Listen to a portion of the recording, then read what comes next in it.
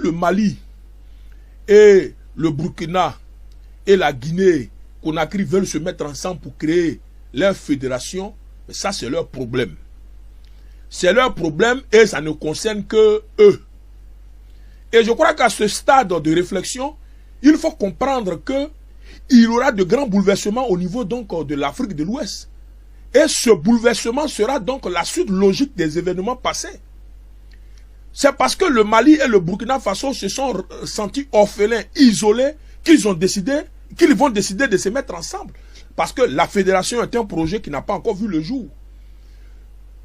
Les trois ministres des Affaires étrangères de la Guinée, du Mali et du Burkina se sont retrouvés au Burkina Faso pour parler de leur avenir, pour réfléchir sur leur situation.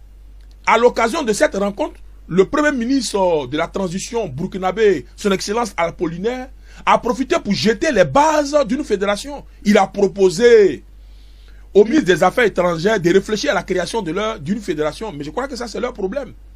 Ça ne concerne pas la Côte d'Ivoire. Ça ne concerne pas les autres pays qui n'ont pas été invités. Ça concerne les pays qui veulent réfléchir à leur avenir. Et j'ai dit, aucune organisation ne peut empêcher des pays de se mettre ensemble et réfléchir à leurs problèmes communs. C'est ceux qui ont le même problème qui prennent l'engagement de se mettre ensemble. Et ça ne devait pas poser de problème. La CEDEAO a vu le jour en 1975. Mais avant 1975, la CEDEAO n'existait pas. Mais la CEDEAO a vu le jour pour répondre à des besoins. Si aujourd'hui, certains pays estiment que cette CEDEAO n'est pas sincère dans ses engagements et qu'ils veulent s'organiser en fédération, mais ça n'engage que eux. Et je dirais c'est tant mieux pour le Burkina, c'est tant mieux pour le Mali et c'est tant mieux pour la Guinée. S'il y a quelqu'un qui s'oppose, mais ce quelqu'un s'oppose de façon injuste, parce que s'opposer à la volonté d'un peuple de se mettre ensemble, c'est une entorse aux libertés des droits des peuples.